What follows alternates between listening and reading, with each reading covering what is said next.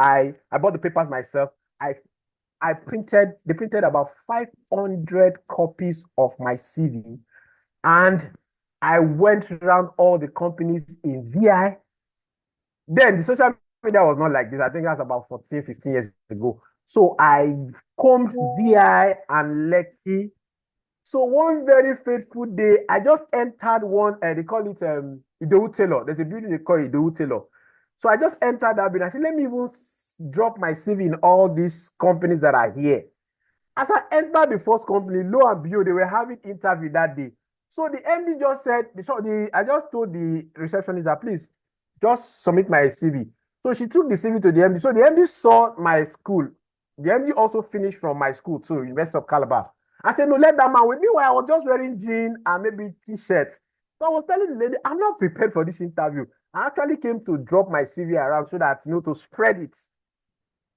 The lady told me, he said, no, the MD said he wants to interview you. I said, this kind of interview. But anyway, I always go around being ready. So I went for the interview. That is how I got my first job. And as I got the first job, other companies were calling me because, I had a target of submitting 500 CV. As at the time I got my first job, I had submitted 300 CVs. Yes. So from there, I began to build my career path. I started as a salesman, sales and marketing. It was a real estate company. So I saw that I could do more than being just a salesman, because normally now with the way the world is, everybody can sell. And when it comes to property, so I decided to build a niche for myself and had to go back to school for another 5 years to study estate management, to build myself in that line so that I'll become a professional in that area. And that is what that has taken me this far. And I continue to build myself. Yes, I continue to build myself. So for this year, my career goals I've achieved them, which is for a course. The last one for this year was to go to a business school, which I just finished like 2 days ago, Lagos Business School. Next year, I'm going for my PhD in environmental management. So I continue to build myself. Like what the previous facilitator said, you have to make use of Udemy. If you are online now, you can go to my LinkedIn page. You will see different courses in the built environment. I have done courses on architectural drawing. I can interpret. I understand. I'm not an architect, but I've been able to do. I've done courses on facility management. I've done courses on project management. I've done courses on land and surveying. These are not my areas of specialization, but I've done courses. So you cannot just come and talk to me. I have knowledge in all these areas I can discuss. So you can't come and be telling me, okay, oh God, this is no. So you need to continually improve yourself. Please, next slide, sir. Next slide. So this our table of contents. We are going to be talking about the next slides. Next slide. No. Table of contents. I want to share what we're going to be talking about. Yes, we're going to be talking about, these are the strategies that have been proven and it has given results using job boards, internship websites and company, cold emailing and reaching out to potential employers, networking strategies. That is very key, very important. Then researching and targeting. Let's go to the next. Let's go. Using job boards, internship websites, company portals. Now, like we know about Jobberman. Yeah, like where I work currently, I've been with them for about 8 years because I know some persons like my wife, she moves because of her industry. Their industry, you move to get promotion. You have to move from one bank to another bank to get next level. Yeah, I know. But me, because of the industry I am, you have to stay put and understand the way things are being done, because I'm major in construction management. So you need to understand the process. So I've been where I work currently, I got the job. Okay, I got it through Jobberman. Yes, I submitted my CV like a long time ago through Jobberman, and that is how the board, they got my CV. They called me for the job, and I went for the interview, and I did very well, and that's how I got it. And I've stayed with them for 8 years. So Jobberman is one of the websites that is very important when it comes to trying to search for job, for internship. Government too has their own government internship site. It's an internship platform too, where which is very good at, especially when you have a focus, you have a focus, you have a direction. Because most times I've come to understand that a lot of people, a lot of graduates don't have direction. That is why I've been able to help all my subordinates in the office. You can't finish in a course and you don't go further. I used to have a principle, and I tell people you can't do after 4 years of your BSc and you don't add anything to yourself. You have been playing. You need to add things. Even if you have not gotten the dream job, build yourself towards that direction. Somebody was a friend was just teasing me, saying, "You, Dan, every time you're always going to school." I told him, I said, "Do you know what? I'm building myself to become the Minister of Works and Housing, Commissioner of Work." That is the direction I'm going to. That is the direction. I try to get every certification that has to do with the built environment. Because as a Minister of Works and Housing, you need to be broad. You need to understand physical planning. You need to understand construction management. You need to understand architectural design. So that is where I'm building. I am still learning. I'm still building myself towards that. So you need to, don't waste time on, I've not gotten the, like people would say, I've not gotten the big job. Let me just be. No, in that area that you find yourself, you need to improve. So we have companies portal like Total Energy, like federal government parastatals, like financial institutions. If your line is towards the financial industry, get certification towards that line. Begin to go to their portal. Like, for example, now I just mentioned about my wife. If you check her LinkedIn page, she follows all the human resource hiring managers in all the banks. As a matter of fact, she just changed bank like a month ago. And she's telling me that when I get confirmation next year, I'm changing to now, because bankers, they need to move to get higher levels. That's their industry. That's the trend in their own industry. But I see that she has a connect with it. She goes to their portal. She knows which company is recruiting. She knows what that Stanbic is, what that Standard Chartered, what that Sterling Bank. She knows what. I was asking this woman, you have a lot of time to be doing this. She's always informed about what she'll be telling her friends. This bank they are recruiting, go. She follows all the HR managers. She communicates with them. She talks to them. When there's an opening, they call her. So that is what you should be doing. Go to their website, go to their portal, check when there's an opening. You apply as a fresh graduate. You apply and you push. So I'm going to be giving tips. What you do is that you set up alerts so opportunities can land in your inbox. Yes, as I am now, I'm still looking for top management position. Yes. One time, I think like 3 months ago, I was interviewed for a managing director role. Yeah. But one thing, I didn't do well in that interview. I must be very practical. Why? For you to be a managing director, you need to have a financial skill. So they asked me, what is my financial? What do I know about this? I just told them, I just know about general statements. But they were asking me, so you know what I did? That is why I went to Lagos Business School to do a course on financial modeling, planning, and analysis.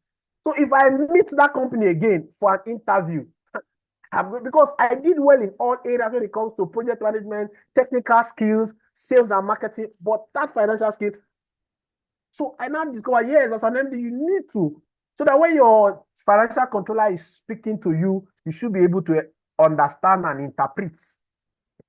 So you need to set up alerts I still get alert for opportunities in my inbox. You need to tailor your resume and cover letter for every application to highlight your fit. Yeah, like what Madam has said. Your resume, you tailor it to where the direction you are going to. You can't be chasing financial institution and your resume is talking about real estate, or is talking about agricultural business. So let's move to the next slide. You need to also stay consistent, which is very important. I'm just giving you some pro tips. Now, the next slide is talking about cold emailing and reaching out to potential employers. Yeah, you need to make the first move. Like this company I just told you about, I like the company. I've done a couple of business with them. So I just one day I said, let me apply. for the job of a managing director, and they called me, did the interview. So you need to reach out to them directly. You need to you need to be ahead. Make the first move. You need to also craft a great cold email. Thank God for AI. I'm even getting another certification by next week on AI career essentials from ALX. That's organized by my church with a MasterCard.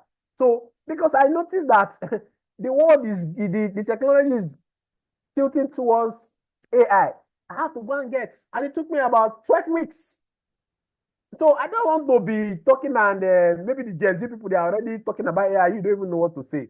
So with AI, Chat GPT, you can get good code emails that you will send and you fine tune it. But most times, people what they do is that they just do copy and paste from AI. No, you need to understand how to use AI. You need to understand how to use your prompt very well. And when you bring it out, you now edit to suit what you want or your expectation of the email. But AI will give you a guide on what to do. And you need to follow up. Yeah, it's very important. You need to, if you don't get response, you need to take it personally, send a polite follow-up, and you like that on a week, at least after a week, if you don't hear from them, you follow up on the company that you have applied to. So you need to have a target of, as graduates here, I should be hearing that you've applied for about 10,000 jobs. Yeah, because right now you don't need to be like me that I didn't have a car, so I was paying transport and working all over Lekki and VI. But right now, the internet is at your doorstep. You can just check if it is a Zenith Bank, you check and see what is happening. Send your email. If it is a Sterling Bank, you check in the comfort of your home. So just have a track record of the places you have applied. And LinkedIn does it for people. Yeah. So let's move to the next slide, sir. The next slide. Yeah. So networking has been proven to be very, very, very vital when it comes to job search and internship. I was discussing with somebody. I belong to, in all my certifications, because all my certifications are academic based. I don't get honorary certificate. No, it's academic based. You have to read and write exam. So I discovered that in all this association, we have our WhatsApp group, either in facility management, construction management, project. We have, and they put jobs opportunities there. You won't see it outside. They put the other time somebody put the job opportunity in a project management, Total Energy. You will not see it outside. And once you're a member of the group, whether you're a graduate member or a student member, you have that edge. They will even say it. You must be a member of maybe PMI so Nigeria, or you must be a member of Association of Facility Practitioners of Nigeria. As a student member or graduate member, you have an edge than any other person that is coming from outside. So online networking is very, very important, like LinkedIn. If anybody does not have a LinkedIn page here, you are playing. You need to have it. As you are listening to me now, you can go and check on my LinkedIn page, ESV Daniel Franketife page. Just go through it and see what is there. If you are an hiring manager, you want to hire me. You want to hire me? Yeah, because I took time to work on my LinkedIn page. So once you see it, you see the milestones I've achieved, you see my achievements, you see the success, you see my breakthroughs. You know, you'll be impressed and say, even last week, I just got a mail from InterSwitch for an opening for the vice president of their real estate arm of InterSwitch. Because the guy went through he communicated to me via LinkedIn. Say, I saw your this thing. Can you send your CV? Let us know if it aligns with what you have on LinkedIn. I sent it to him, and he sent me the invite. I said, okay, ABC Day, we are calling you for an interview. You know, so networking is a very good strategy when it comes to searching for job and internship. Yeah. Also, you need to use your alumni network. Yeah. For example, now, the Lagos Business School I just finished from, one thing they do there, their key focus, why people go to Lagos Business School, most times is not the knowledge. Yeah, knowledge is good, but it's the network. In my class, I was seeing CFO of banks. I was seeing top management executives from Unilever, from Guinness. Those are the people I was seated with in class. After the section, they created a WhatsApp group for us to network and do business. And me, as a very sharp and smart real estate guy, I begin to sell my project to them. You understand? Because those are the kind of people that can buy into your project, or they have a network of people that can buy into your project. So networking has been proven many times to be a good strategy when you're looking for a job. So you belong to your alumni, you belong to your association. For example, maybe you study marketing. There's Nigerian Institute of Marketing. There's National Institute of Marketing Nigeria. As a student or a graduate member, you can enter as a student or a graduate member. From there, you grow to becoming a fellow. And once you are there, it is easier for you to network with people. You know, network with your fellow people of the same association. Then we talk about attending networking events. Yeah, you attend networking events, most especially when it aligns with your area of focus. Yeah, like me, I like to attend my association event. They call for MCPD, where we have like a capacity building, like every 3 months. When you go there, you will hear things. Like for me now, I like to attend Big Five. Big Five is a construction exhibition that always happen in Nigeria and Dubai. They just finished the last one, I think, sometime around September. I used to attend Big Five. You see different people. When I traveled to Dubai for the one in Big Five, I was telling them that the one they do in Nigeria is learning. In Big Five, you connect, you see different technologies that are happening that have not even come to Nigeria. You see different smart homes.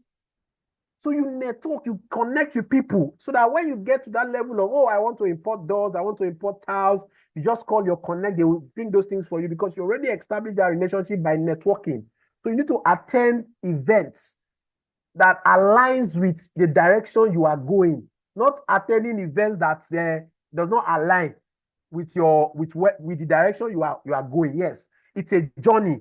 So yeah, so let's move on to the last.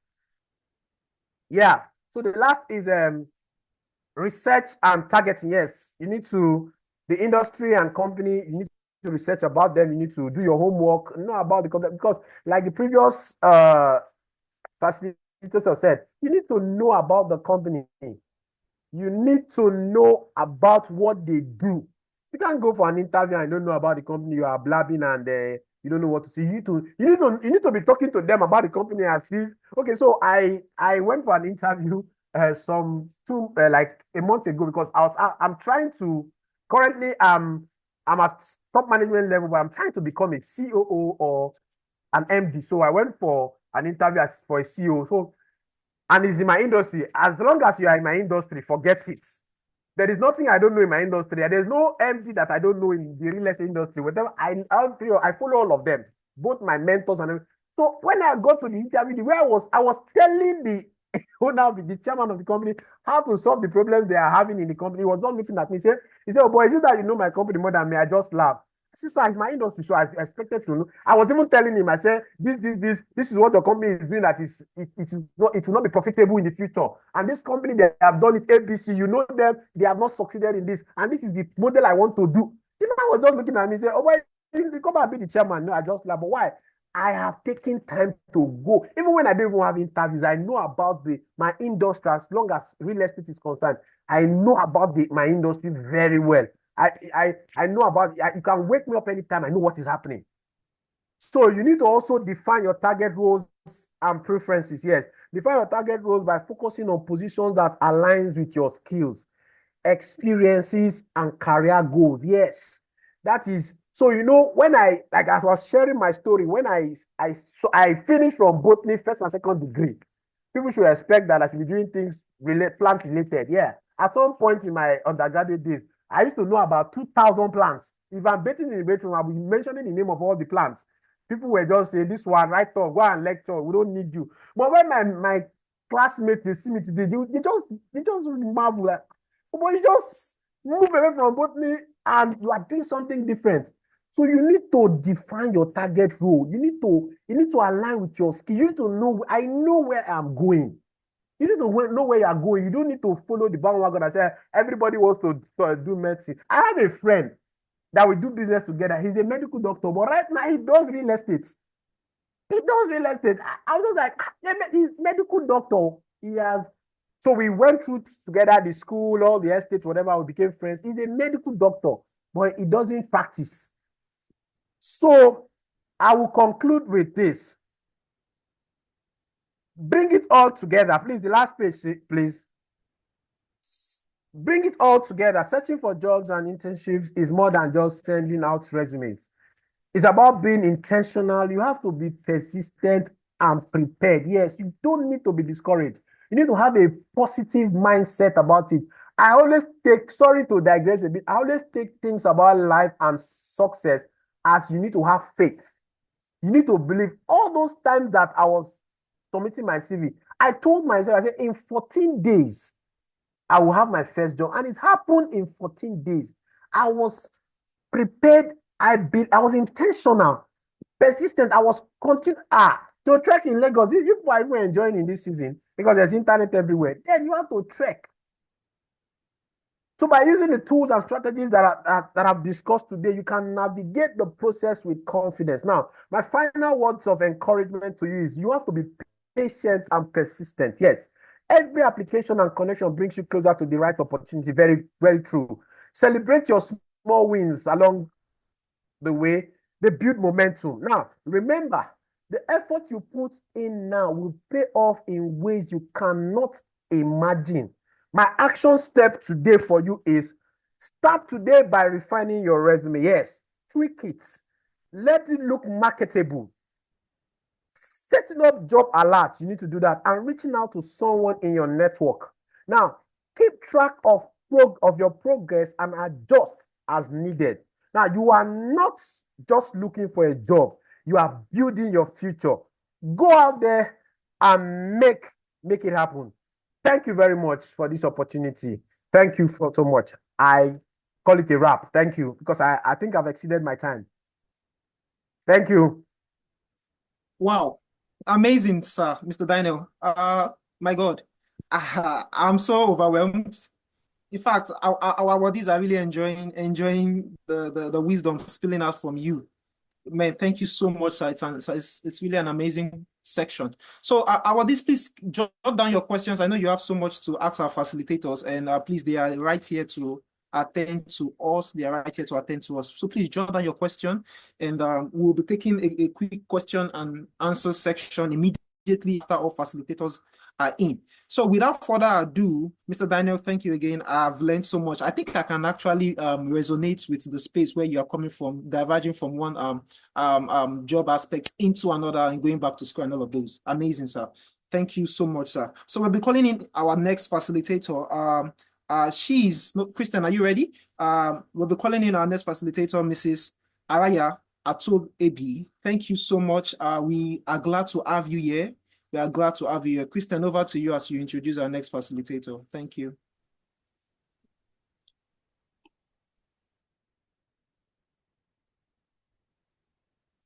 For 2 decades, Mrs. Haraya Atoyebi has been a driving force in the oil and gas industry, carving a distinguished part as a geoscience professional. She currently manages the geoscience team for a deepwater asset in Nigeria. She obtained her first degree in geology from ABU Zaria in 2002 and a master's in petroleum geology from the French Institute of Petroleum Studies in 2007. She is married with 4 kids. It is a privilege to introduce a seasoned professional and an inspiring role model, Mrs. Haraya Atoyebi. Okay, so thank you very much to the last 2 speakers. Really, that was really a good session. You guys have done justice to the topic, and you have more or less covered a few things I wanted to say. So I hope my session will go quickly. So please share my slide if you can, Emeka. All right, ma'am. Yes, ma'am. So my topic will be workplace readiness. Basically, is how ready are you for your work? Let's go to the next slide. We'll start with some definitions. What is workplace readiness? Really is, for me, basically what is the extent to which you possess the necessary skills, knowledge, behaviors, attributes to succeed in the workplace. Madam Carol, Mr. Daniel, they've already done justice. They've touched a bit on some of those skills. We'll see in more detail in the next slides what focus areas you should go for. But how ready are you for the workplace? I know most of you here are still in school, you're interns, or you're perhaps a new entry level, new hires. The big question for you to ask yourself will be how ready are you for work? If we go to the next slide, I want us to take 3 seconds or 5 seconds to ask yourself this big question. If you're offered your dream job today, I know Mr. Daniel kind of mentioned it. I know some of us want to work for the big banks. Maybe you want to be a medical doctor. Maybe you want to be a big lawyer in Nigeria. If today, by some miracle, you're offered that dream job, do you have the right skills? Do you think you're able to do that role? So take a few seconds really to think about it. And these skills I'm talking about, both technical skills and non-technical skills. Do you have the right attitude? Do you have the right behaviors? Is key. So if you have any place in that, when you're questioning yourself and you have any area you think you need improvement, Mr. Daniel has already said it. There's a lot of resources online. Go and learn how to communicate, for instance. Do you know how to present, make good presentations? In your technical, in whatever field of interest, do you have the right certification? If there's any gap that you can fill today, start to prepare ahead. Even though that job is not yet here, preparation ahead is key. So that when it reaches you, he gave a very good example of him going for an interview and just one little aspect worked against him. So imagine if he had known this and had prepared ahead. So go ahead right now. I think that will be your assignment from me. Any area you think you need improvement in, start to work towards it. You may not need to pay so much money to get certifications, to get courses. At least start, and the Lord will lead you to complete it. Go next. The big thing for me, the big takeaway is to say that having a degree or certificate today is not enough. Perhaps in decades ago, I started my work 2004, which is about 20 years. In those days, perhaps having just a first class, I would say there was limited competition in a way, even though my field of study is quite specific, geosciences, but there was a bit of limited competition compared to today. Today, employers are not just looking at your degree. That's the truth. I've been through I've gone through some processes to recruit people in my company. And it's not just the degree. It's not enough. It's good to have it, for sure. There's a basis. You need to have the right certificate and all that, but it's not just the degree. And we'll see what you need in the following slide. So the key focus areas, if you go to the next slide, please. Key focus areas for you to make sure you're ready for work. You need to focus on both technical and non-technical. In the not technical, sometimes they call it soft skills. I think Madam Carol tried to capture some of them. We'll start with the technical. I have a few questions here for you to take note of, or few questions to ask yourself. First and foremost, do you have the knowledge base? Do you have the certification to do the job? That's like the basic, the foundation. And I put certification because your degree may give you the knowledge, but do you have the certification? Are you aware of the basic IT tools, softwares required for the job? If you want to be an accountant, for instance, in KPMG, there are some tools that are specific to some industry. Do you know it? Ask yourself that question. Can you learn about it? There's nothing as bad as having such a fantastic resume, and when it comes to the interview, we discover that you are, will I say, almost blank with what is happening in the industry. That already is a turn off. The resume will take you to the first step, but how do you complete that job interview or process? Are you keeping up with the latest advancement or updates in your field of interest? Like Mr. Daniel mentioned, we're really in an era where technology is changing every day. You have different versions of iPhone, like mentioned by Madam Carol. Are you keeping up? Things are moving quickly. How up to date are you with what is happening in the banking industry, if that's your area of focus? How updated are you with what's happening in the medical field, if that's where you're? Otherwise, you'll be left behind. So really think about how you want to catch up and how you want to keep yourself updated and on point at any time. Do you have mentors in your industries or your field of interest that you follow? Mr. Daniel mentioned that he has some mentors. They are key. You don't really have to follow them physically. He mentioned LinkedIn. It's really a good social media tool. A lot of us are on Instagram, um, Facebook. I don't know what the other things that you follow, but when we look through your feed today, how many people are from your industry that you're following? Are you following only comedians, celebrities, laughing all day? Or what is the balance between your entertainment and the people you follow? He mentioned something. There are people that you just listen to or you read their bios and you're inspired already. You hear just his story that he shared with us today, I think it's an inspiration. So you need to be deliberate about the people you follow. You need to, if you're targeting a particular industry, list the top 5 people you need to be following on social media, on their professional page. It's really important. That not only will you be aware of what's happening, you will also find inspiration and find perhaps solutions when you get to the same, will I say, bridge that they have crossed already. And that's the key role of a mentor. A mentor is supposed to help you cross from their own experience. You're supposed to learn from their own experience to be able to not repeat perhaps the errors that they have done. And he talked about self-learning. I think that's a very, very key point. Self-education. My mom used to tell me, she was a lecturer before she retired. I remember growing up and she's constantly hitting in my head, self-education, self-education. And actually it's very, very key. Especially for new interns, for new hires, you get an opportunity to be in a company. You come there first, will I say, a bit empty. And then while you're there, you're not making any effort to learn. I think that alone, you're already putting yourself in jeopardy. You should try as much as possible to use the opportunities you have, even if it is not what you actually expected. It may not be that your dream job.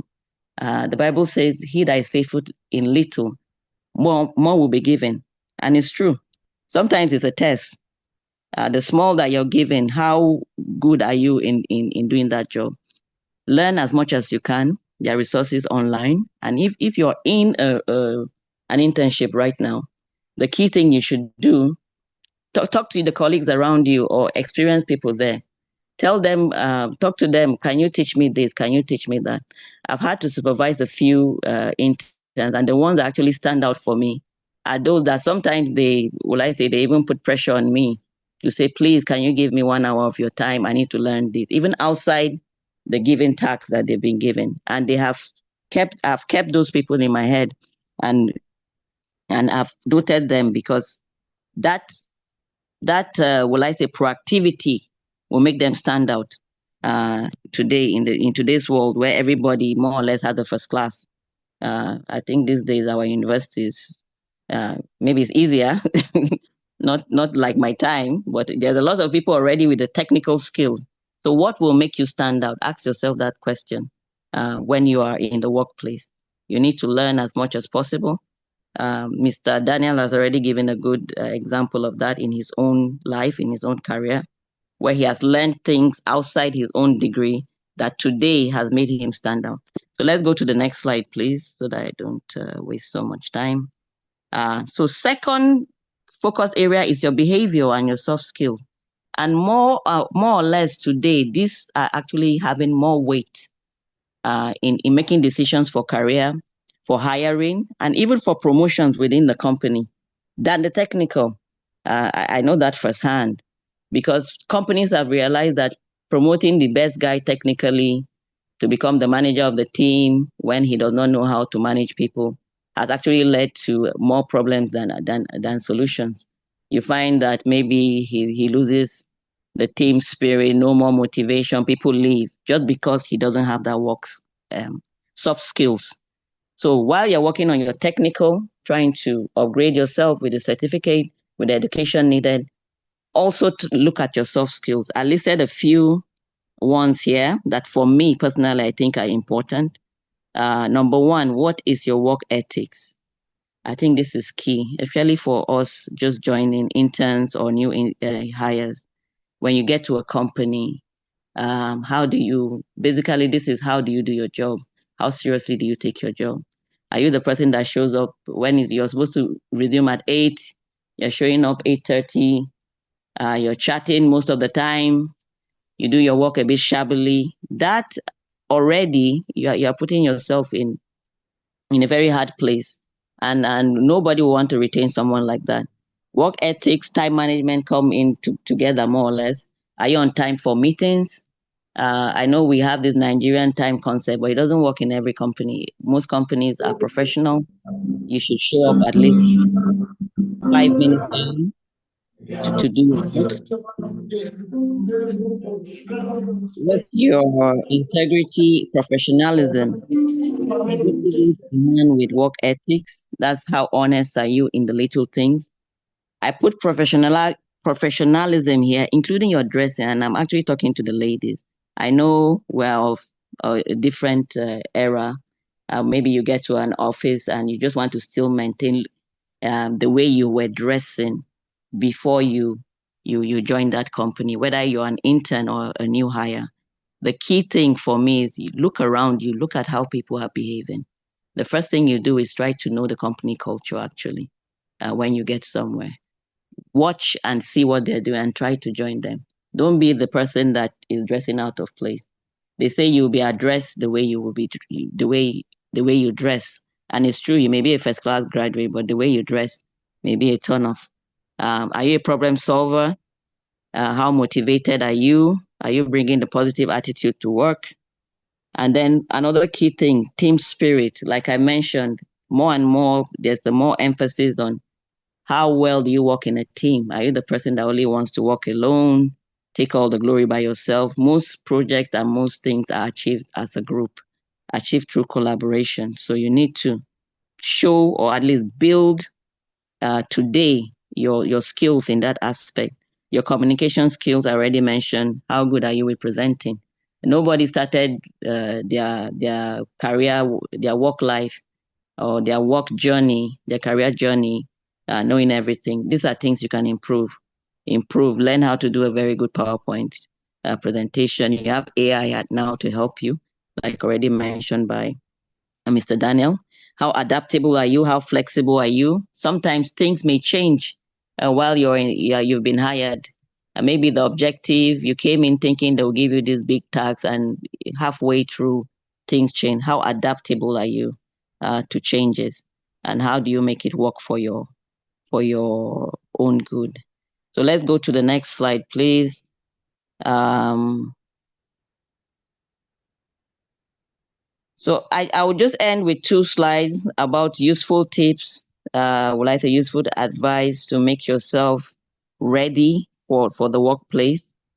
These are more coming from my own, would I say, personal experiences with interns I've worked with or even people that I've tried to hire. You need to come prepared. I think Mr. Daniel already mentioned it. Do your research on the company, organization, and culture way ahead if you can. Get as much information about this company you're going to. Every company has its own culture. Just because they're in the same industry, working in Zenith Bank is definitely different from working in FCMB. They have a way they work, and you need to learn. Be prepared for that. Be diligent in the work you're given. Even if, like I said, it's not what you expect, it looks small, be diligent. It is that small step, the small one that you achieve, that will open the door for the big one. Go that extra mile if you need to do to complete your work. Be diligent with your time. Make sure you're available. If they say let's meet at 8, let it be 8. Be on time. Don't say I'm just an intern. These are the things that will make you stand out, and people are actually watching you. I had an intern, just to give an example. We had an intern in our team last year. He spent like a year working with us. I personally pushed to keep him for another year. First, because there was a vacancy, but because I saw that he had this strong work ethics.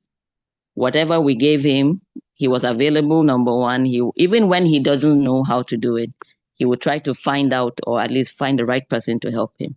That alone made me personally to make sure that we kept him longer. He got a 1-year contract, and hopefully we'll renew it for him in the coming year. So really, it's not just your technical abilities. You need to be conscious of your general, will I say, work ethics and preparedness to be available. So build your credibility. Let the quality of your work speak for you. Mr. Daniel already mentioned it takes time. So it's a process. You need to be patient, but slowly but surely, that work will speak for you.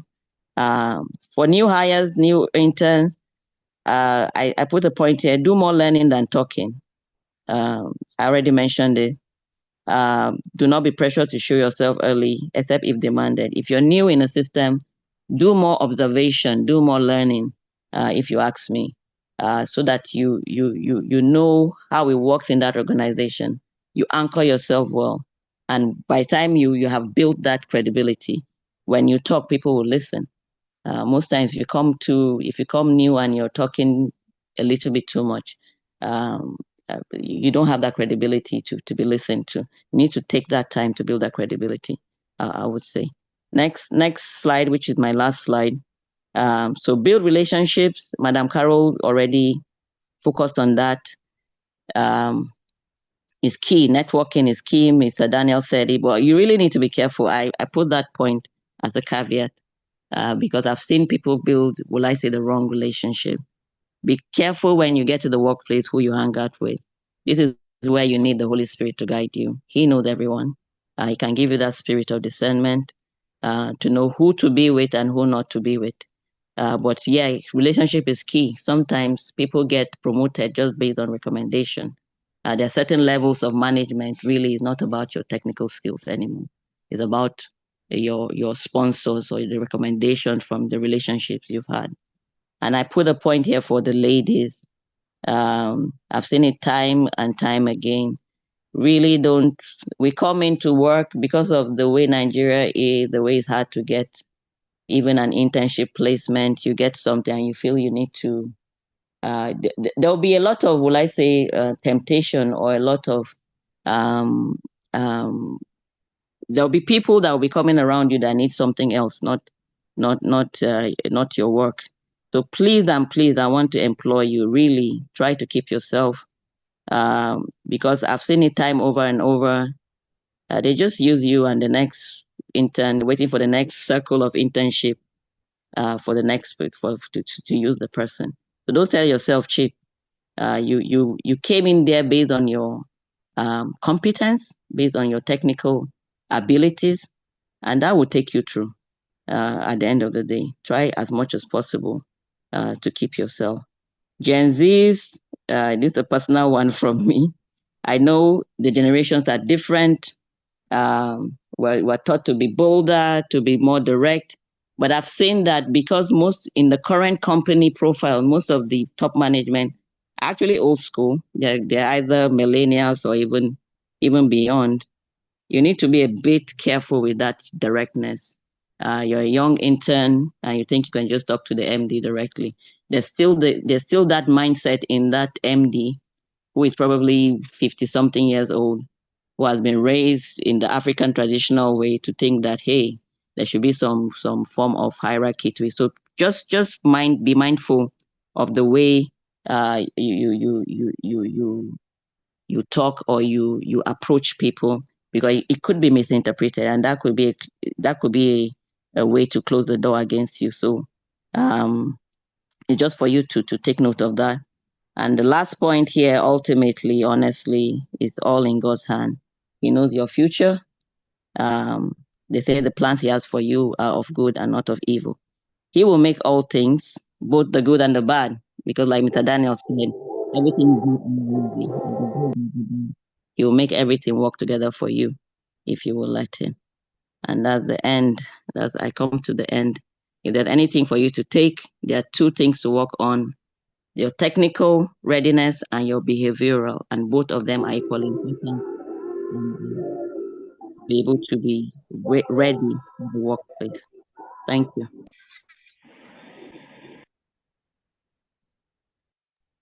Wow, amazing, amazing. Thank you, Ma. Thank you so much, Ma. Okay, so let's have the feedbacks in our chat box saying thank you, Ma. If you notice it, guys, we have different veterans in the financial world, and also captains of industry, both ranging from the oil and gas, from the real estate, and also from the business development. These facilitators are captains in the industries. They are veterans. Thank you so much, Ma. We really do appreciate. I got my notes. I got if there is any gap you can feel, start preparing now. Do not be pressured to show yourself early, and so much more. I hope you guys are jotting down questions and also jotting down key points. We do appreciate your presence, Ma. After the last speaker, we're going to be having a quick question and answer section. Our facilitators are here to answer your questions. Without no further ado, we're going to be welcoming the last facilitator for today. No other person than our boss. Greetings, sir. Christian, are you ready to introduce our last facilitator? So please go ahead as you introduce our last facilitator. You're very welcome, sir. When it comes to wearing many hats and excelling at each one, Chika Obani is a personification of versatility and leadership. He likes to refer to himself as a prepreneur, a global shaper alumnus, public speaker and leader, asset integrity engineer, podcaster, NESG Bridge Fellow, SPPG alumnus, and currently he serves as the president of the Coopworks Cooperative, where he drives strategic initiatives to improve staff welfare and customer satisfaction. Let's welcome a true change maker to the stage, Chika. You are Hello. welcome. Can anybody hear me? Yes, you're audible, sir. All right. Thank you. Thank you very much. So you'll be sharing my slides, right? Yes, sir. We'll do that, sir. Okay. So I think I have just 20 minutes. Good morning, everybody. And special thanks to my co-facilitators that have come on before me, Mrs. Carol Braid, Mr. Daniel Etiefe, and our last speaker, who have opened us up to various aspects with respect to getting and securing our jobs and favored internship positions. We have been taught about resume building, we've been taught about strategies for job searches. We've also been taught about work ethics and composure as well as etiquette in the workplace. Ladies and gentlemen, I would like to first of all start by asking a question before I broach my topic. Can someone tell me, listening to Mrs. Carol Braid, for instance, what jumps at you? If I meet you after this session and I say, who do you think Mrs. Carol is? What would you say?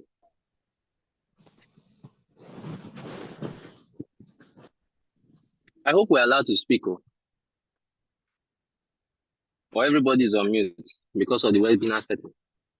Yes, sir. Everyone is on mute except we allow them to speak. All right, so pick one person, please, who can just come up very quickly and tell us. If listening to Mrs. Carol, so if I met you after this session and said, who is Mrs. Carol, what would you say?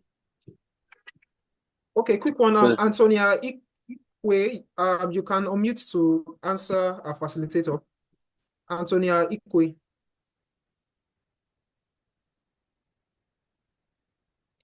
So I also see that someone has already written, Richard Williams has said a competent woman. So Antonia, if you don't mind just sharing with us within the next second. Okay, go ahead, Antonia. You can unmute yourself. There is an unmute button down the left part of your screen. So Okay, I don't think she's on. all right, no problem. Let me just take off from what Richard has said. So a competent woman, what you have simply done, or what has simply happened, is that Mrs. Carroll, through her presentation, has exuded her personal brand. She has shared with you a narrative of how she wants you to think about her. And that is the narrative you would live here with. And it's the narrative that you would build your decisions towards her upon.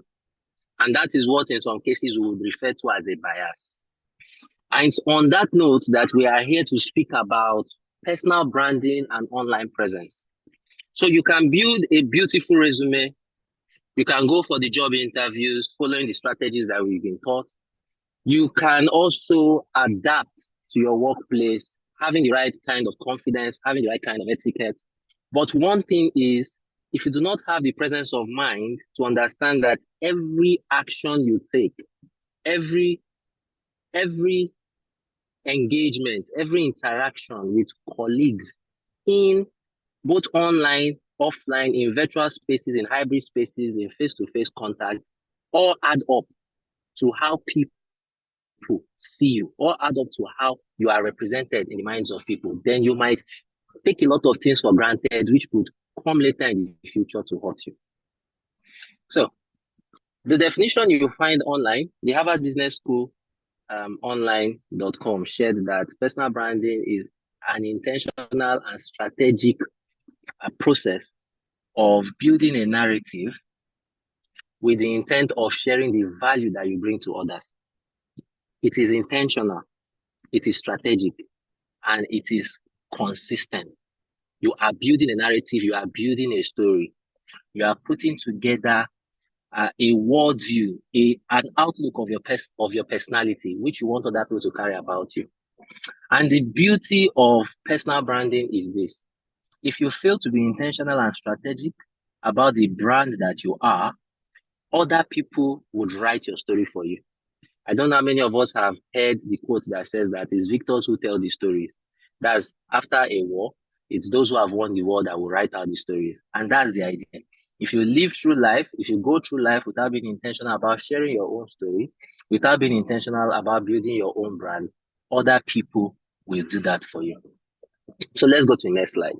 I've defined what personal branding is, and then I would like to just mix it up with the idea of our being online. So strategies have been shared with us. Mr. Daniel spoke about how you could register on job boards like Jobber Online, put on your online resume and the likes so that employers can be able to reach you. And what he has shared with us is statistically proven. It is factual in the sense that statistics have shown that 77% of recruiters screen candidates via LinkedIn.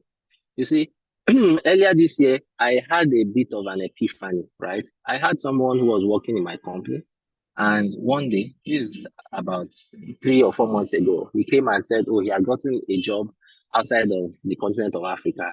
Actually, the job is taking him to Iraq, and it's in the oil and gas space. And the next question I asked was, how did you secure the job?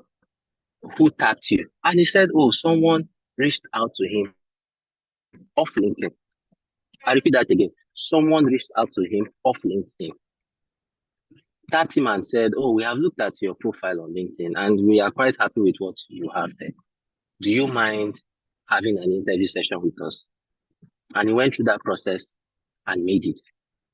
Similar happened to a different friend of mine in the year 2021. Same thing. He's working out in Amazon as a senior product manager. Same thing. People noticed him based on his LinkedIn profile, reached out to him, and he had that opportunity to interview, and he's currently working with them. For those of us here who are probably fresh undergraduates or have not stayed out of school beyond 1 to 3 years, I'm sure many of you would have heard of the name Emmanuel Nduka. Emmanuel Nduka happens to be a graduate of Federal University of Technology, Owerri.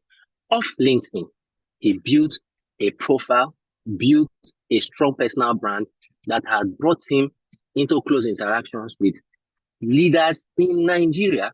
And I know that most recently he was made a brand ambassador for a huge brand. This is a young man who went to school just as the rest of us went to school, but decided to tell his story in a more visible manner and has been able to secure the gains and benefits of taking that courageous step. So, Richard Williams, what are you going to do to ensure that you are telling your story, to ensure that you are scaling up that storytelling via the platforms that are available to us, such as social media platforms? Because the statistics that says 77% of recruiters go on LinkedIn to screen candidates also said that 63% of that happens on Facebook and 28% happens on Instagram. Imagine that, Instagram.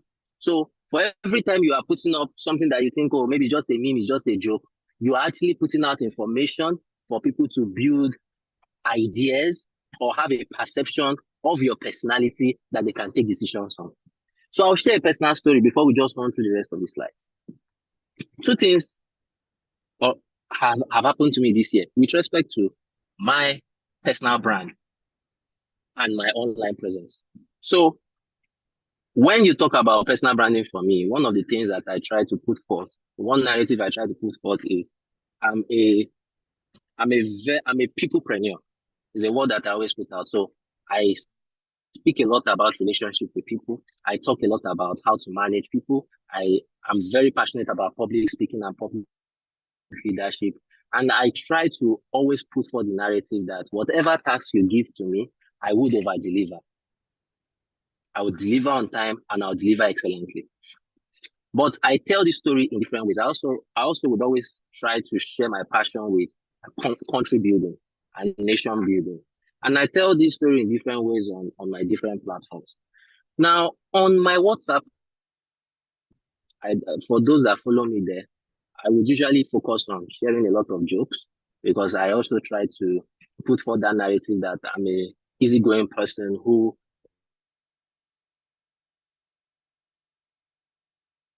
and then I can also share a lot of political stories.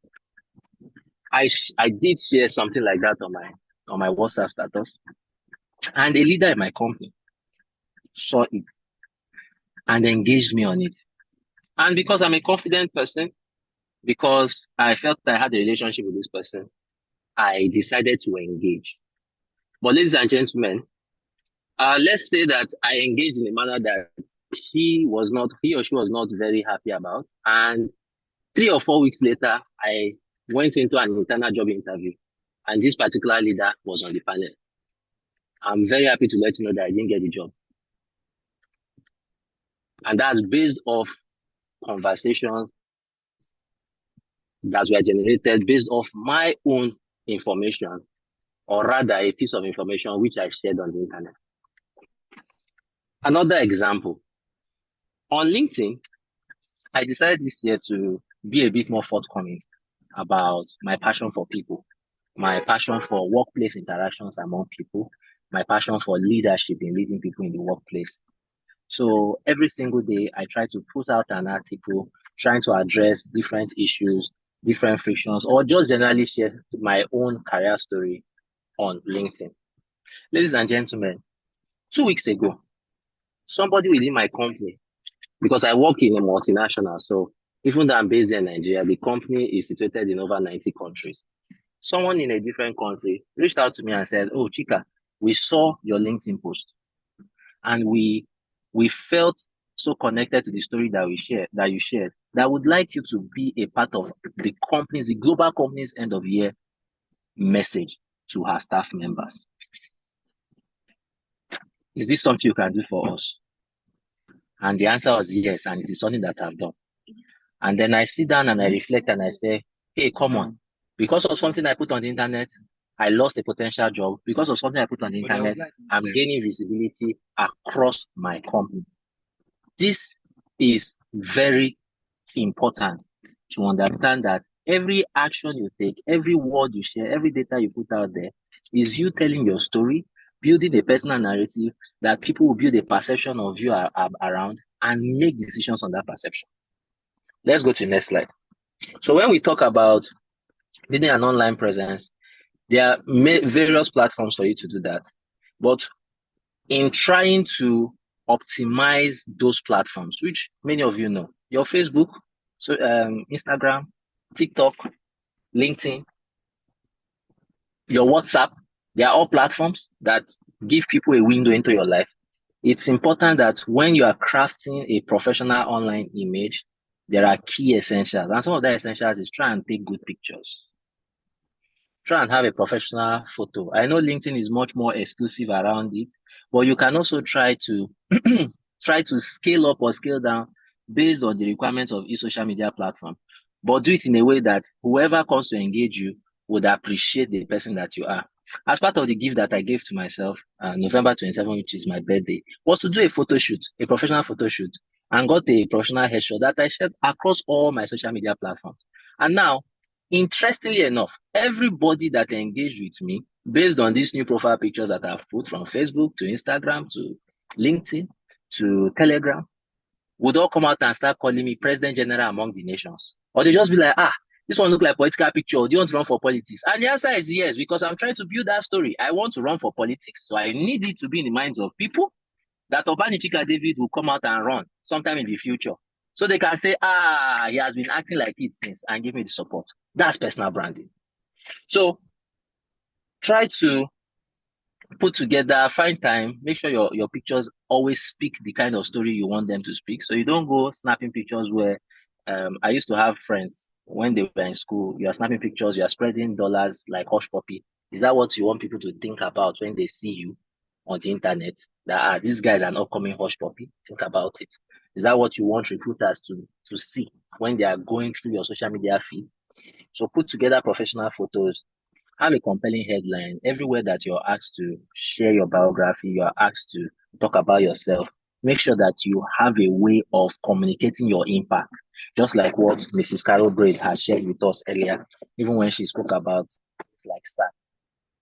Then make sure you build a portfolio. For those of us here who are programmers, you know that you cannot be a programmer without having a presence on GitHub. You cannot be learning Python. You cannot be learning your C#, your Java programming languages without having your profile on GitHub that people can reach out to and you can share your project works with them.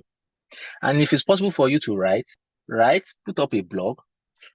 Please, next slide. Put up a blog, go on Medium, put together a website, brand yourself, because your personal website is like your personal portfolio. You might not be able to speak with everybody. You might not be able to have the opportunity to share your story one-on-one with all the people that matters to you, but you can always put something out there that when people type your name, they see it. So I want to give us a take-home assignment, just like our last speaker did. When you are done with this session, or even during the course of this session, please type your name on the internet, on Google. What comes up? If you type my name now, Chika Obani, you will see my Medium articles will come up. You will see my podcast, the Obani Show, will come up. You will see my LinkedIn would also come up. And then maybe some other side gigs that I've been involved in, like the Bridge Fellowship with the NESG, SPPG, and the likes.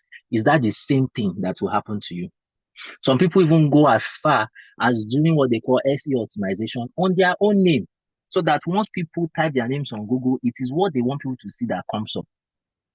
So people are not typing and then they are seeing that this person has been on Tinder and they get confused. What do you want to do with this person? Please, next slide. So everything I'm saying, or all the stories I've said, summarizes into this particular slide. Learn to manage your digital footprint. Every time you want to put something online, ask yourself, what story is this telling? Is it consistent with my personal brand? Or is it in conflict to my personal brand? I'm a religious person.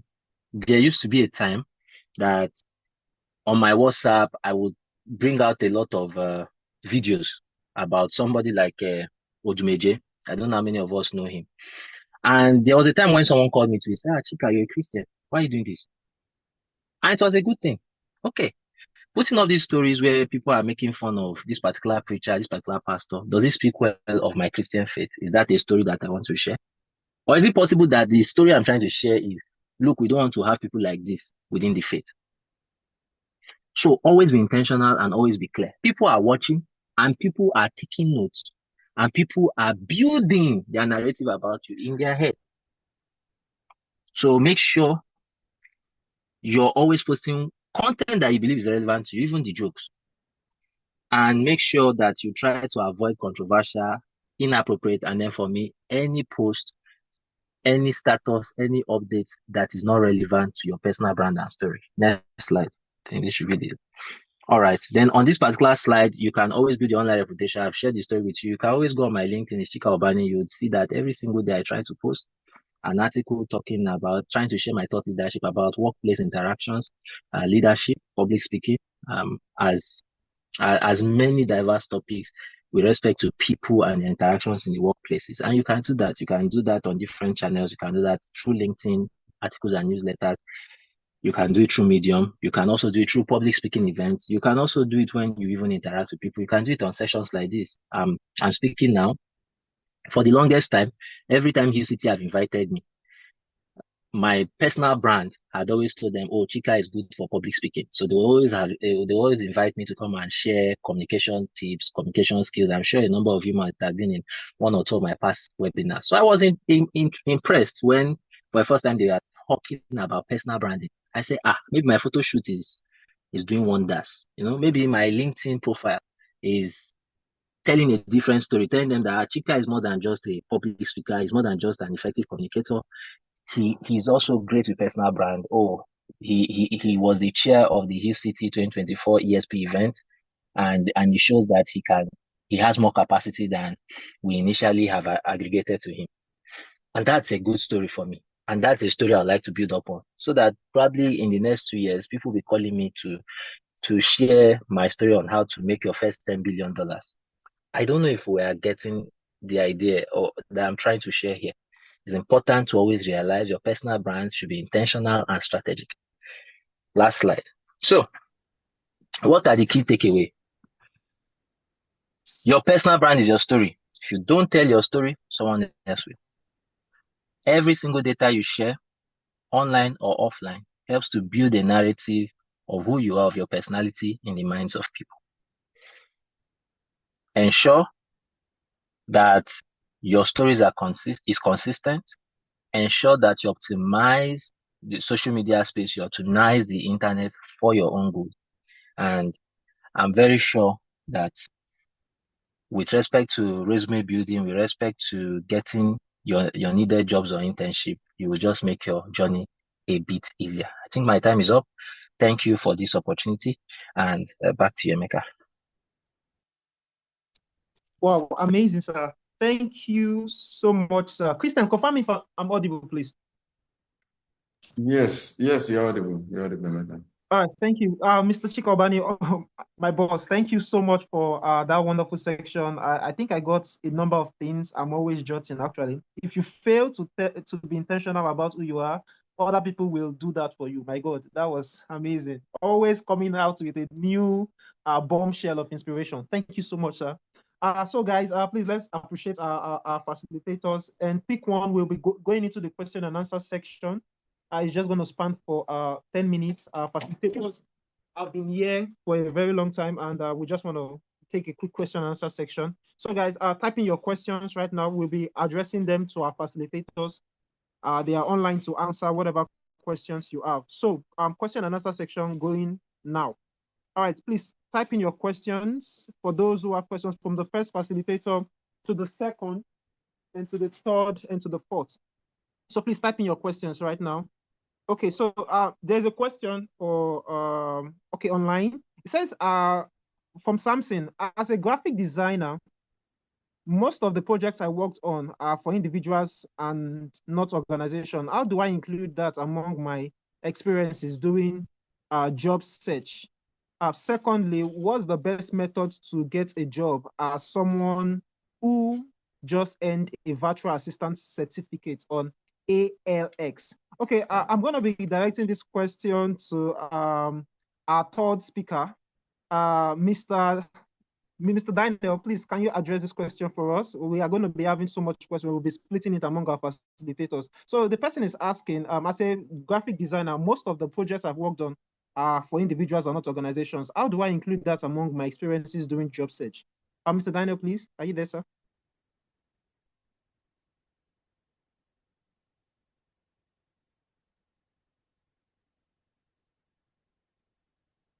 Christian, confirm if I'm audible, please.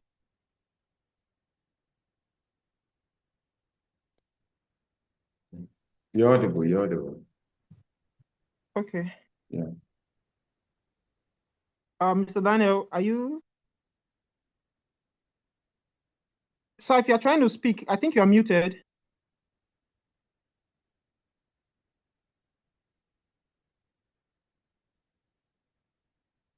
Okay, I think probably Mr. Daniel is not yet with us. Okay, so Mrs. Carol Braid, can you please address this question from one of our awardees? It's actually two in one, but then I will take the first one. Saying as a graphic designer, most of the job projects I worked on are for individuals, not organization. How do I include that among my experiences during job search? Over to you, Ma, Okay. please. Can you hear me? Yeah, clearly, Ma. Please bear with me. I have quite some engagements today, so I am driving at the moment. But to the person that asked the question, now if I get the question correctly, he said he has done a lot of graphic works for personalities rather than brands, right? Exactly. So in that case, you mentioned in your profile designed for more, you quantify it, designed for over 100, over 500, over 1,000 personalities, you speak to the angle of the work that you did for them. So that statement is fine. So you indicate personalities. Any reader will understand you cannot showcase people's catalog. You can't showcase their faces. So when it comes to the time, there's a stage that they would ask, some people ask you submit a catalog. There you can share. But online, when you're just putting out your information on LinkedIn or any portal, you say designed for promoted over 100 personalities, promoted over 1,000 personalities. What do you call it? Pioneered brand visibility for over 100 personalities. You need to use words that shows the core delivery of what you did for them. Then you quantify it. So if you have 80, you say about 100. It's left for them to interpret what the about is. If you have 120, you can say over 100. If you have 150, you can say about 200. If it's so you find a way to quantify it. You can quantify it that way and leave it as a liner. Anybody will understand your offering. So if you are speaking to your value, so you don't speak to the jobs that you love. All you know, those jobs. I don't mean you, but even if those jobs were rubbish, even if they were good, what you said is you promoted the brand image of over that personalities. That's what I'm trying to say. I don't know if I answered that question. Then the second one, I don't know if I'm supposed to answer the second question. Did I get, is my response all right? Yeah, amazing. Okay, you want me to read the second question? I can Okay, get but it for you. that second question, I really didn't. Okay, can you read it? If it's out of place for me, I would have Okay, the second question says, what's the best method to get a job as someone who just earned a virtual assistant certificate, ALX? Okay, so yes, now why that wasn't easy for me, because when they say virtual certificate, because I'm not I really don't understand that school. But what I will tell you, the internet is your friend. There are job portals I use, Indeed. I use Glassdoor, and then I use LinkedIn. Prompt your LinkedIn very well. Use keywords on your LinkedIn very well. I have used keywords on my LinkedIn that if you type in my name and I put the right keywords, if you type in my name, you will see if you type in my position, my role, you will see that just because, okay, I work in the oil and gas industry. So you see the other in the first list of the keyword search, my name will come up. If it doesn't, okay, my name will come up. But those names that were mentioned before mine, what makes their name come up is the brand that they represent. For example, corporate communications in the oil and gas industries. You see the big leagues like Seplat, Chevron, Total. Then after you see those 5 or 6 big leagues, you will now see my name. Why? Because I prompted my keywords. So prompt your keywords, prompt your resume very well. Your resume can speak to value. Even if you don't have experience, your resume can speak to what you can add. That's your profile can speak to what you can add for an organization. Then there's some place in LinkedIn now that LinkedIn will tell you to indicate the kind of roles you are looking for. So you will type it in, and those are the kind of roles that will be coming up to you. They'll be coming up in the one section. Then some other facilitator also made mention of this. You need to follow the key people that you know you can provide services to. Virtual assistant, is it to an ED? Then follow all the big ED that you like. The people that you know that you are supposed to be working with, you follow them, connect. I don't even do follow. I don't know the difference between follow and connect, but I connect with them because I want to leverage on the connections that they have. So I connect to them, and trust me, I have seen it work for me. I don't want to say every week, but recently it has happened that twice in this month now, two people have DM'd me. And when I see who the recruiter DM'd me, I see the connection between me and them. So connect with people, connect with them on LinkedIn. You can follow, but I always prefer to connect. So that's my response to that. Thank you. Apologies for the noise in the background. I'm driving. So, but I'm here to answer any other question if you like. That's fine. Thank you so much, ma. Okay, this other question goes to Mrs. Araya. Please, ma, Pelumi is asking, as someone that has started a company already and everything about the business has been encouraging, how do I achieve more networking in team of car selling, tech department, tech teaching department, and education department? Okay, I think the answer is already in some of the presentation. You need to network. So you started a company. Is it your personal company?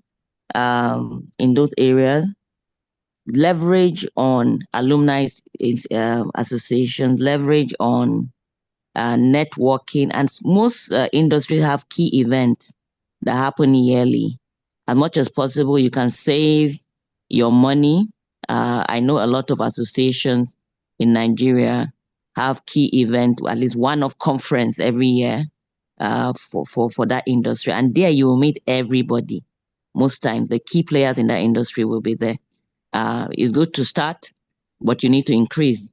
So I think these are areas where you need to save up, know the price. Most times they don't come free. Know the price needed to register yourself, either as an associated member or even just as a, will I say, non-associated member. Try to attend those conferences. Try to join alumni associations and just find the key people, like Madam Carol just said, in the industry to follow. Sometimes you get the information offline, just from some of their posts and things like that. Network, I think for you, it will be more of networking to grow your brand, to let people know what you're doing. And little by little, I believe in progress. I know sometimes on LinkedIn, you hear people talk about how they went from 0 to 100, but I believe that a lot of people actually progress from 0 to 1 to 2 until they get to that 100. So little by little, you will get there. I hope that answers your question. Amazing, man. Thank you so much for answering that. Yes, I think, Mr. Pelumi, you should be satisfied. I think that sums up your question. So this question goes to Mr. Obani, Mr. Chek Obani. Please, can you give us TV stages, whereby the TV stages of personal branding, the first key things to do when you want to start your personal branding, and as a result, how will it enhance the aspect of trying to achieve a personal brand? All right, thank you very much.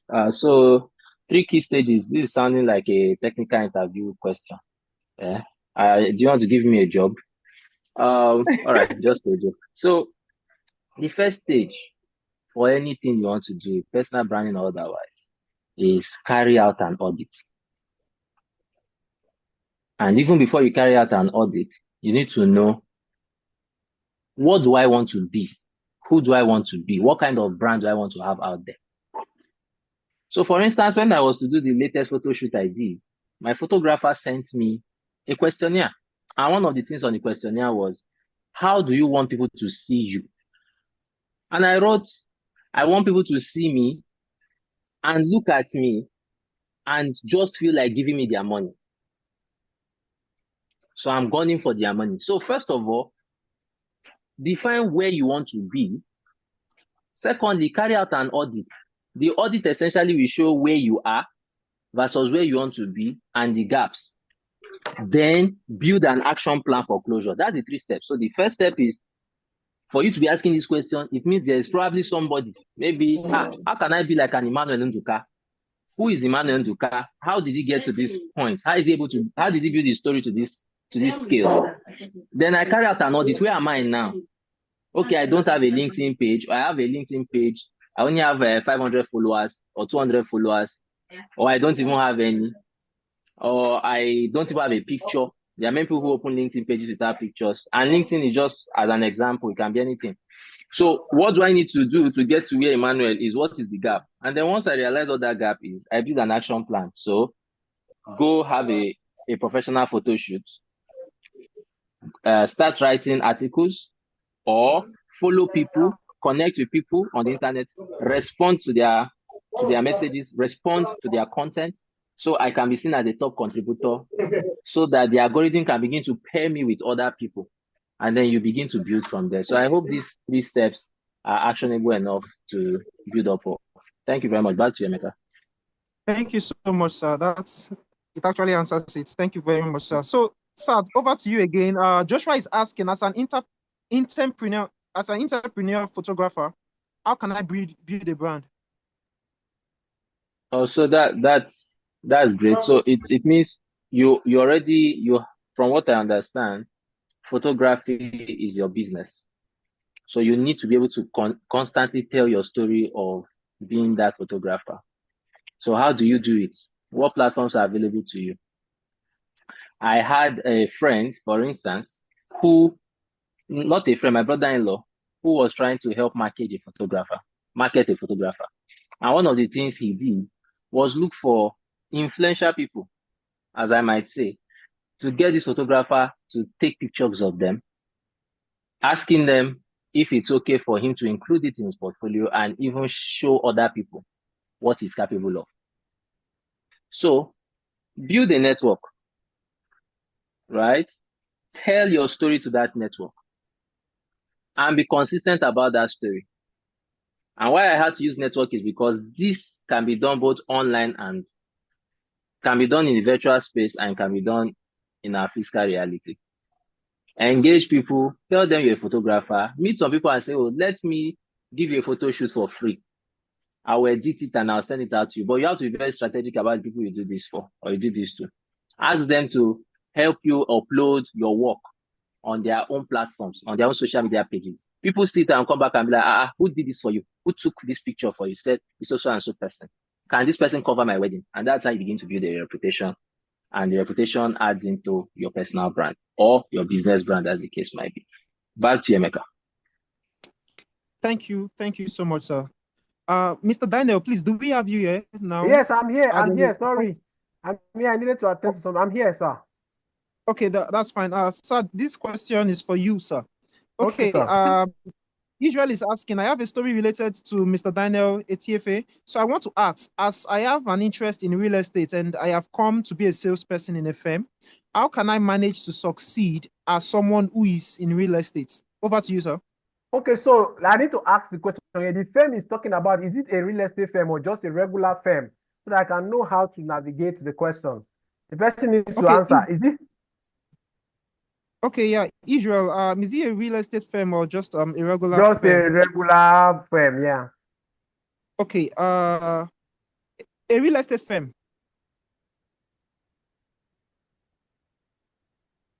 Are you there, sir?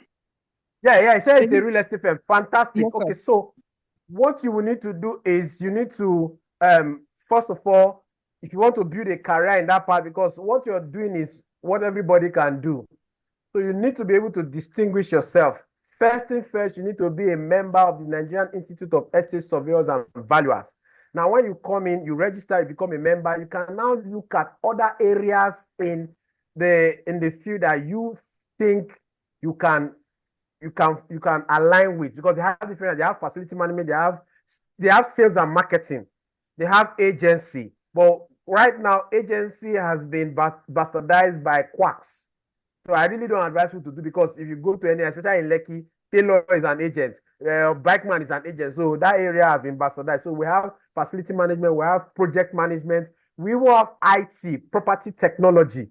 So from that, because I always tell people, sales is what everybody can do. So you will need to look for an area. So you have to join the association first, then go through the ranks. So they have what we call, they have like a professional journey where you start with, they'll check your first degree. Like me, I started from foundation because I don't have any experience in built environment. I only know how to sell. So I started from foundation, PQ1, PQ2, PQ3, PPE, professional competence. So it will take you minimum 5 years to get to the end of this journey. You need to be focused and diligent, because sometimes I've seen a lot of people that started with me and today they cannot get to you need to be focused. You need to make sure that this journey I must see to the end, because they have a lot of mathematics valuation, so, but I can guide you after you get my contact. I can guide you after this webinar on how you can program yourself on 5 years minimum. You will get to the level of becoming an estate surveyor and valuer. Thank you, sir. Thank you so much, sir, for being so fatherly. Thank you so much, sir. This is going to Mrs. Carol Braid. I don't know if you are disposed to talk. Sorry.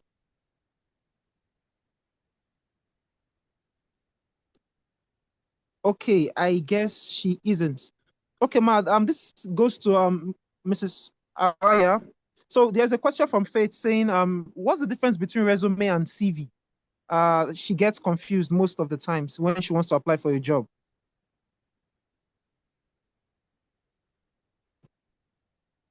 Resume for me is more or less a short version of your CV. It is the summarized version that usually the recruiters would see to do the first screening. Your CV could be a bit more heavier. There's certain, Mrs. Braid tried to capture the formatting, and there are various formats for it. But your resume really is the first and summarized version that most recruiters would use to do a first screening. So you need to make sure it's concise, even if you have many years of experience. The key thing is to make it concise. And luckily for you, there are many templates online or many methods or standard that you can use. And another thing I would advise is pass it through. When you make a resume, try to run it through the professionals, 1 or 2 people you know in that industry. Let them give you feedback. Sometimes you may not see it.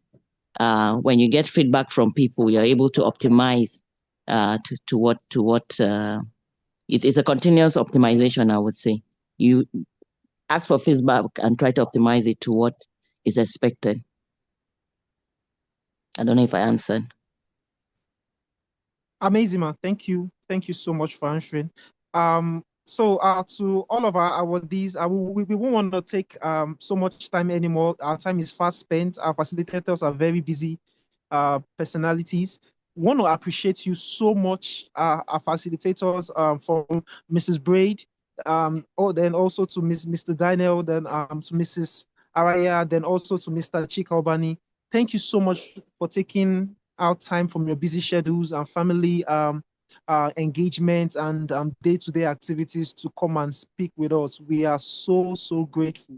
We are so grateful, and we do not take your presence for granted. Thank you so much, Mars and Saz. Awardees, please let's give them thanks at the chat box, telling them how grateful we are for having them speak with us. Amazing. It's been an inspirational section, to and fro and front and back. In fact, I've gotten so much wisdom from just this few hours spent here. So these let's keep the chat box coming and telling them thank you. So our awardees are appreciating you, Maz and Sars. Thank you. We hope to have you again and again. Thank you so much. Lastly, to the awardees, we're going to be just taking few announcements. So,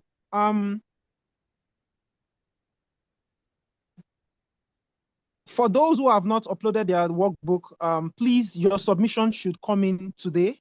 Your submissions should come in today. Please submit your workbooks.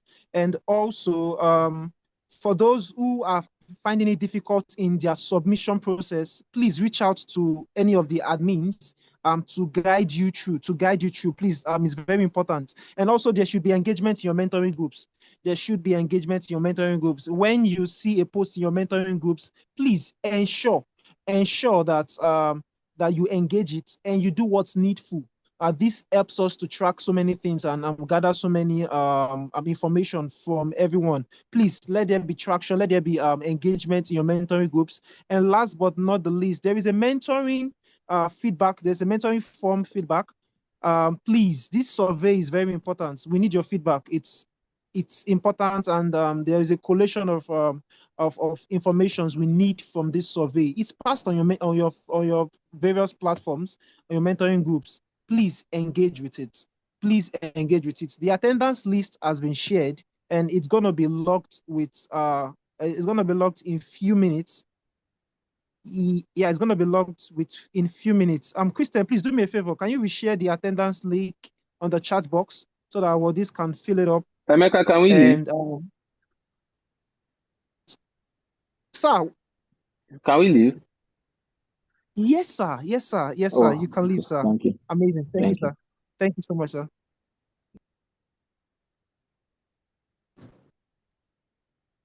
Okay, awardees. Okay, so you should fill up the attendance list now. In the next 10 minutes, it's gonna be closed. Are you having any difficulty writing your names on the attendance list? This is very important. Okay, some people can fill, some people can't. So those who cannot fill, please open again, refresh your page. Kristen, please confirm if the attendance list is functional.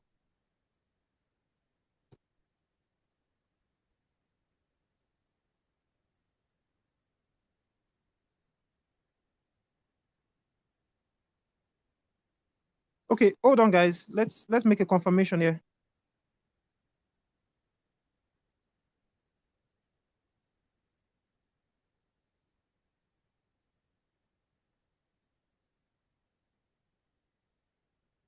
It's functional. It's functional. Just turn off your data connection, and then turn it on. It's functional. Okay, guys. From my end, the attendance list is functional, and from Kristen's end is also functional. So please fill up the attendance. It's going to be closed in the next give 7 minutes. Turn off your data, turn it on, refresh the page. It's going to be you should be able to access it already. So we are closing right away. Our time is fast spent. Let us say a word of prayer. Let's bow down our heads as we pray. Our Father, Lord, we thank you for an opportunity to learn at your feet. Thank you for the opportunity to be here. Blessed be your name. Adoration to your name in the name of Jesus. Lord, thank you for the wisdom shared. Thank you for our facilitators. We pray you energize them, you refill them in the name of Jesus. Thank you, Jesus, for UCT. It goes stronger, it goes higher in the name of Jesus. Blessed be your name, adoration to your name. We pray for our awardees anywhere they are in their various schools. We pray for your divine protection. We pray for your spirit to guide and protect them in the name of Jesus. Thank you, Lord, for answering our prayers. Our week is blessed. The weekend is blessed. Our families are blessed. Our studies are blessed. For in Jesus' mighty name we pray. Amen. Thank you guys for making out today. It wouldn't have been possible without you. All right, guys. Please make sure you fill your attendance lists. It's very important.